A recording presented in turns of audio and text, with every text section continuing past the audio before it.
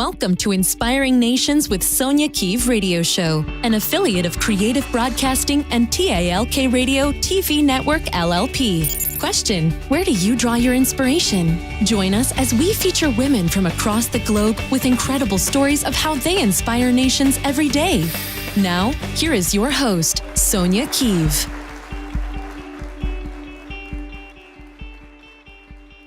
Well, hello, everyone, and welcome to another edition of Inspiring Nations. I am your host, Sonja Keeve, and I am excited to have my next guest on the show today.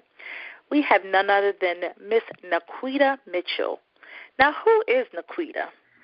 She is a solution-based thinker that has served the Tri-Cities in Hopewell, Petersburg, and Prince George, Virginia for 15-plus years.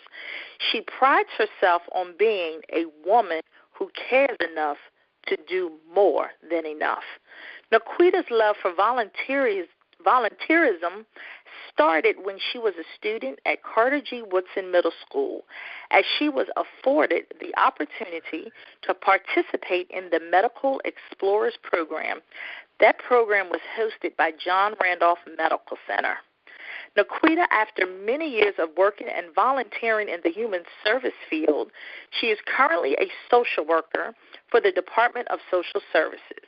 NaQuetta continues to find opportunities to empower and equip the citizens through assisting faith-based institutions, community leaders, and community members with strategies, plans, and advisements.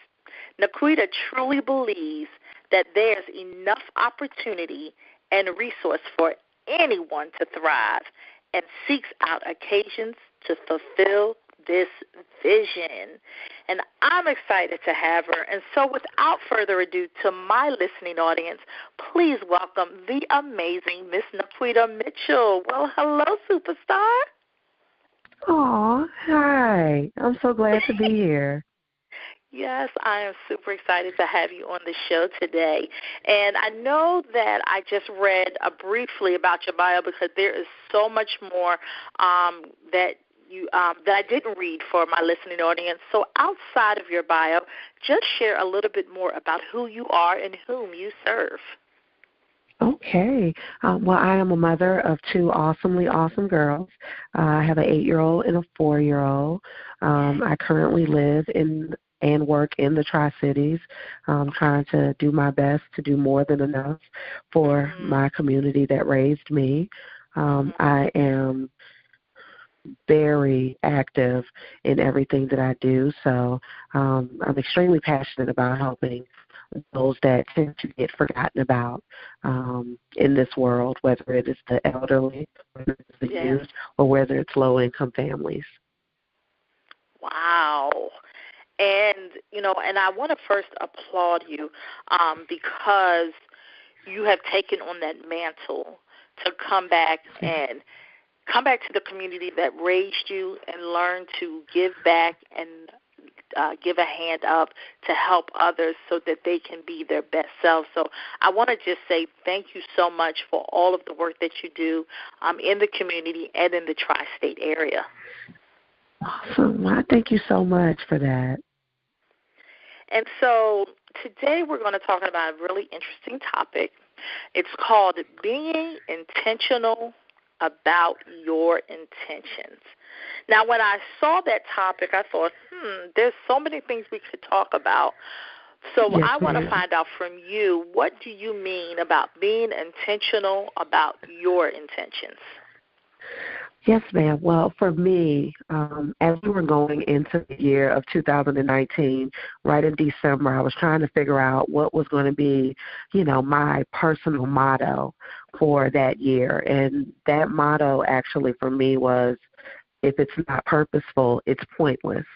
Ooh. So for me, I'm really big on making sure that if I have to, A, be away from my daughters, B, miss time with my family, C, do things outside of what I am working towards, I have to be intentional about it.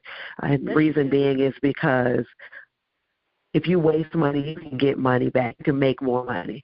But when you waste time, there's no coming back from that.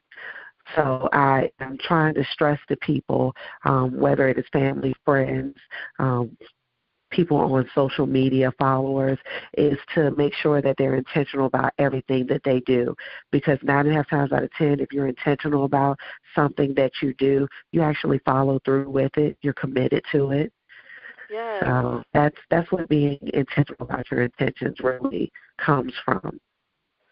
Now, I thought it was very interesting when I think about intention, because I feel like being intentional, or just the word intentional, seems to be the phrase or the word for 2019. I've heard that a lot in a lot of spaces in social media. But sometimes I wonder, sometimes when we are being intentional, do you think sometimes we can put blinders on that we miss being present? I have heard some people have actually went through that. They had that tunnel vision, so they were unable to, kind of lift their head up and smell the roses, as some people would say. But for me, I have been able to do both because I was intentional about my intentions. I've suffered from burnout. I've suffered from, feeling less than. So I was intentional about my self-care plan. I was intentional about balancing my life, making sure that I was not the girl that was all work and no play. So that's where we have to be mindful of our intentions, not just being intentional about one thing in our life, one aspect of our life, and letting everything fall by the wayside. Being intentional about all of your intentions in life.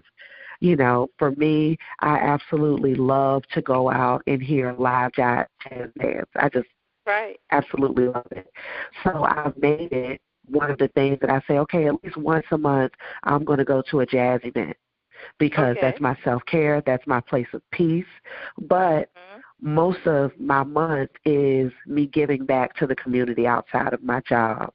So I'm intentional to also balance my time of service also, because I'm still a mom.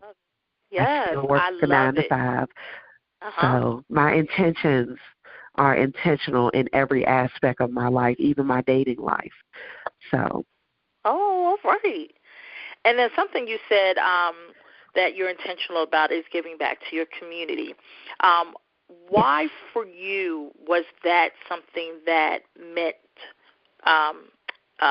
wanting to have a difference? Like, why was that so important to you? Because we hear all the time, sometimes when we are able to get out of the neighborhoods or get out of the community, and we're able to rise above whatever we may have been dealing with in the community, sometimes we don't go back. But you were able to do that. So what was it about, other than the fact that they raised you, why did you intentionally decide to go back and give back to your community? Right. Well, for me, what actually happened is, this is giving a little bit more backstory on NaQuetta, is that I actually went through a really bad divorce right before my youngest daughter was born. So naturally, as I'm sitting here going through a divorce, I'm like, okay, I have to make a plan. I need to be how I'm going to raise my children in a single-parent household now. So when I started thinking about that, I said, well, you know what? There's no better place than home. One of my favorite movies was Where the Heart Is. Oh. And it starred Natalie Portman and Susan Sarandon. And one of the things that she had to do was, in order to get to the level of excellence that she wanted for her life, she had to go back to the beginning.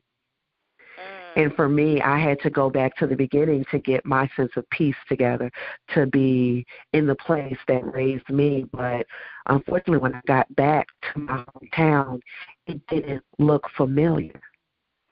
A lot of things had changed. There was more poverty. There was less programs for the youth. I was seeing more single mothers struggling. Elderly people going without. it weighed on my spirit because, you bring your children to your hometown and you're like, look, this is it. And you're looking around and you're like, hold on, no, this isn't it. So when I realized it didn't look like what I remembered, I made it my business to try to be a part of bringing back the Hopewell that I know. Putting the hope back in Hopewell is one of the things that I wanted to do, and I have been blessed to be able to be a part of Hopewell moving forward and Hopewell actually getting the full potential. So that's what made me want to come back and want to hit the ground running. When I got back to the Tri-Cities, I was 7 months pregnant, and I was like, just give me a little bit of time to have my daughter and get back on track, and I've been running ever since. Wow. For those that are just now tuning in, you are listening to Inspiring Nations with Sonja Keeve. And today we have on the show Miss NaQuetta Mitchell, and we are talking about the topic around being intentional about your intentions. And she's discussing that in every area and aspect of your life, there needs to be a level of intention that you put into the atmosphere, that you're going to fulfill those things that you've always wanted to aspire to do, finding your dreams, your hopes. And she was just sharing with us that one of her many intentions was that she wanted to go back to her community in which raised her. And so she was just talking about Hopewell, and that she was a contributor to being the hope, putting back the hope in Hopewell. And for those that aren't from the Tri-City area, could you just share a little bit, NaQuetta, kind of the atmosphere of what Hopewell is today? Because sometimes people don't know, if they're not from Virginia, they don't understand what does that mean, putting the hope in Hopewell. So could you just explain a little bit more about that community and why it meant so much for you? Right. Well, this is the community that raised me. I graduated from Hopewell Public Schools.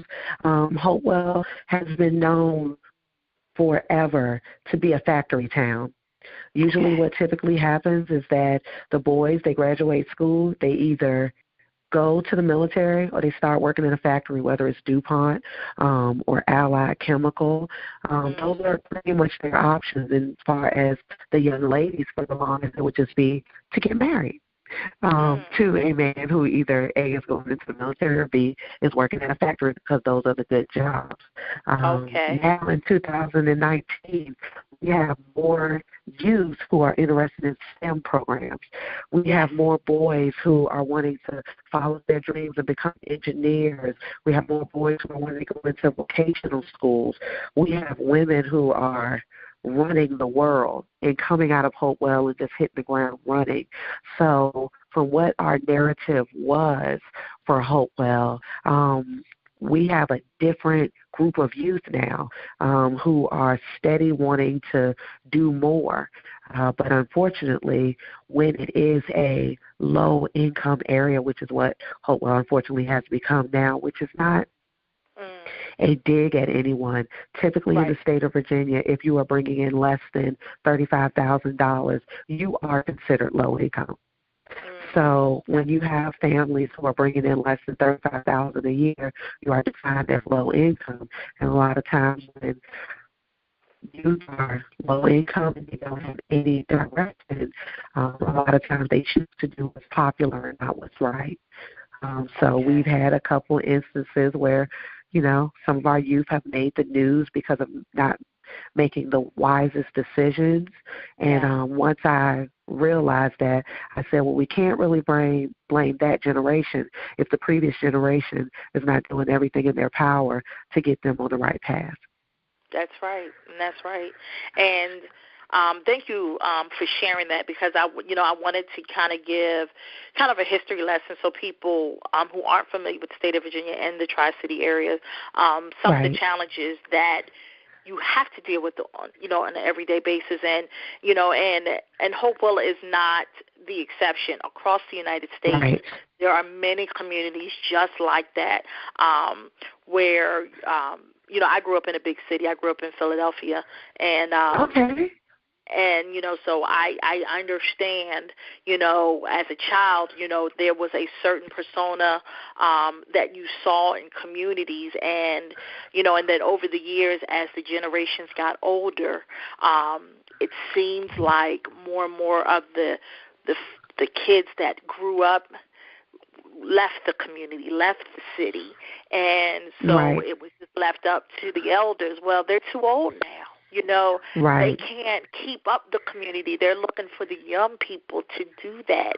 And so the fact that you recognize that says a lot about who you are. And that's why I love this show, because it just allows me to just meet incredible women like yourself who are inspiring nations, because if people can see and hear your story, then hopefully they'll be inspired to say, you know what, I need to go back to my communities and see what I can do to help it be better, because a lot of times we always hear, if you're not going to be the solution, then you're the problem, right? Absolutely. Absolutely.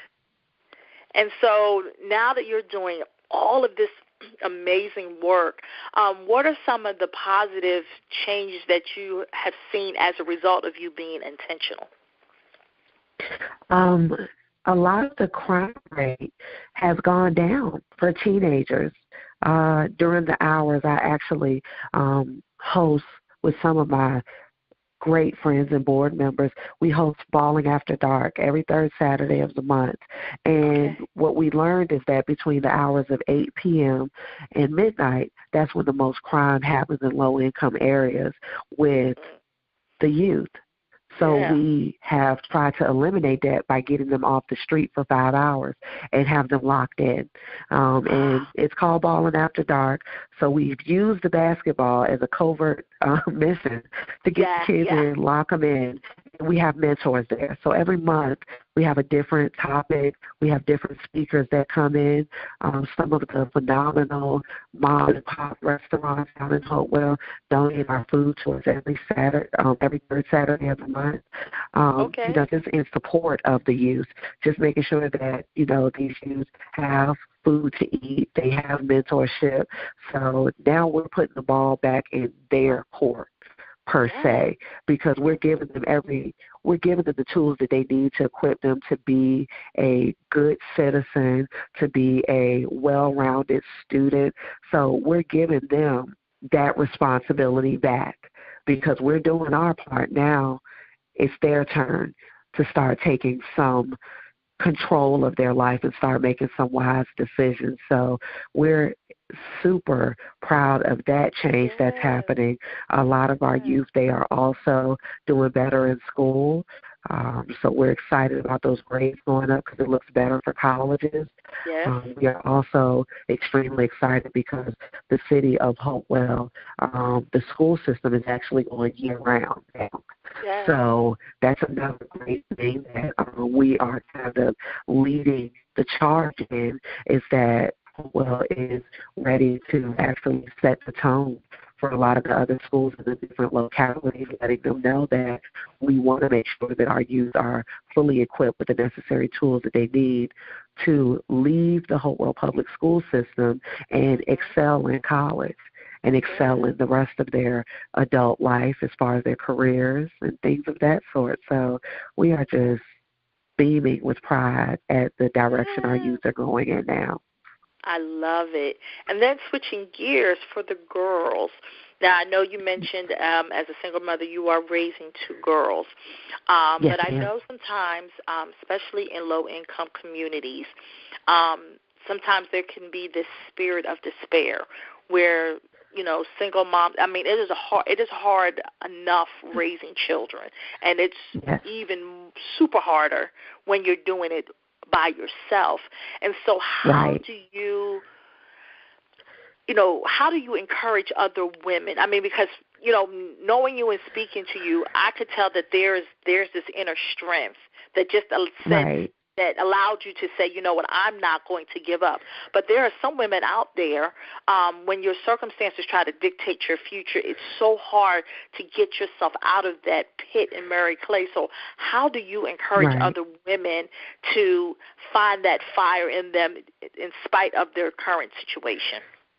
Right. Well, for me, I actually started my nonprofit organization, Women of Endurance, because when I was going through my transition of going from a wife to a single mother, I didn't have someone who had the blueprint of how to make that transition. Even with that, I was intentional about coming back to my hometown, building up my village. You know, my village consists of my mother, my church family, all of these great people in my life and in my circle that inspired me. The women that I have surrounded myself around are the women that I want to be like, you know, and not in a way that I say, you know, how some people put on social media relationship goals. Not that I am looking at them in awe, but I'm looking at them like, wow, you've been able to turn devastation into determination. And those are the words of encouragement that I give women, is that when you are intentional about where you want your life to be, you are able to make the vision plain. You are able to say, okay, these are the things that I need to get myself to this place. I invested in myself. I surrounded myself with game-changing women. I know there was women on social media that said, who is this lady? Why she sent me a friend request? It's because I've heard great things about you. I see you doing great work. Your circle does define you, no matter what someone tells you. So you have to be intentional even about your girlfriends and who you have in your ear, because these women can make or break you. And that's how I am with my daughters. I make sure that, you know, even though I am a single mom working, you know, like crazy, you know, to provide for them, they are also seeing me at my church volunteering. They are also seeing me in my community volunteering. They are also meeting these women. My daughter wants to be a lawyer. Her mom is not a lawyer. So I wouldn't even be able to begin to talk to her about what it takes to become a lawyer. But I have two girlfriends who are lawyers who don't mind chatting with my daughter about what they went through and the rigorous schedule that they had, and, you know, the devotion they had to put into it. So, like I said, it always goes back to being intentional about your intentions, writing the vision down and making it plain. Yeah, I love that. And when I think about that, you hit on so many good points. One of them I absolutely believe in is your circle determines who you are and who you'll become, whether good or bad.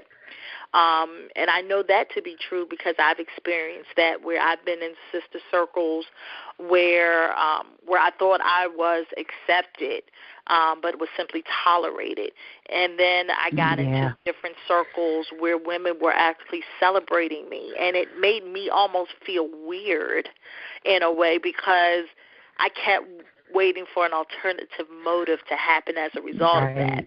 And it's because, you know, we learn as little girls, you know, especially for the women, like we all had that messaging when we're little girls that, you know, you need to, you know, be pretty, you need to, you know, be quiet, you need to, you know, not be too boisterous. And so when we become women, we don't know how to shout allow out and our find light our to shine. voice.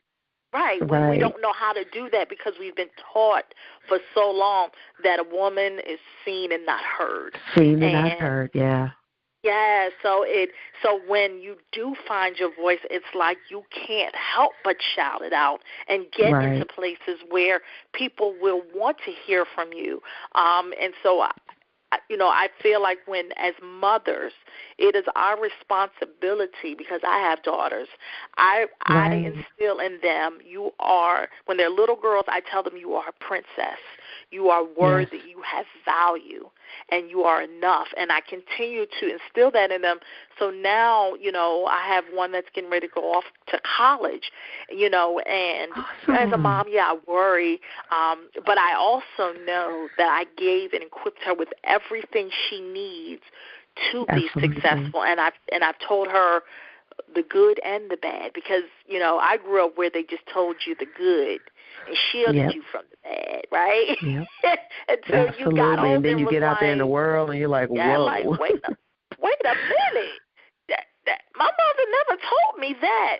And so I love that you're doing that for your girls, and and then they're sharing what their aspirations are. And then you said another important point, like one of your daughters wants to be a lawyer. You said, I don't know anything about that, but guess what? Right. I've got women in my circle who are. So I'm going to help make that connection, and that is so much more powerful, and it strengthens women and little girls everywhere, because when they have someone in their corner saying, I believe in you, I know you can do this, that just is it's a game changer. Yeah, it is. It's a game changer. Absolutely. Absolutely. I love it. And so this has been just an awesome talk. But I want to give you the opportunity to share with my listening audience, how can they get in touch with you? Absolutely. And before I say that, I wanted to thank you for this opportunity. I have thought the world of you and your initiative and your willingness to pour back into women and all the knowledge that you've received on your journey, that you are just willing to bless other sisters. And when I say sisters, I mean women. So I'm grateful for what you're doing, because it's so necessary for us to always reach back and equip others with the tools that we've been given. So you keep doing your great works. And as for me, on social media, I am on Facebook. NaQuetta is my personal page. My business page for my transformation coaching business is Higher Than This on all social media platforms. And my nonprofit organization, Women of Endurance, is just that, Women of Endurance, on all social media platforms. So you can always stay connected to me. Fantastic. And so that was Women of Endurance on all your social media handles?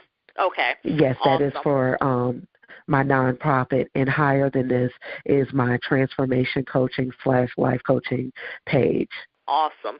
So those are some very easy connection points. And for anybody out there that if, you are struggling with trying to kind of find your voice or figure out in life how to navigate it in moments when you're feeling down, I want you to be intentional. And NaQuetta can definitely help you figure out how to be intentional about your intentions.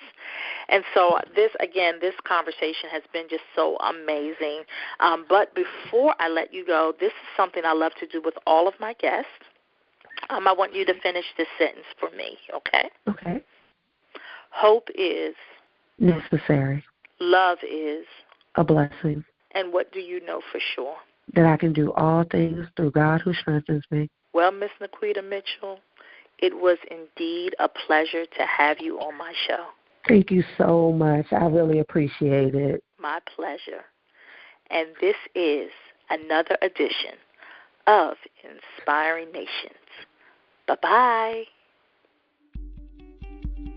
Thank you for listening to another episode of Inspiring Nations with Sonja Keeve Radio Show. I challenge each of you to perform one simple act of kindness and pass it forward. For more information on how you can be a guest on our show, visit www.sonjakeeve.com. We hope to see you next time.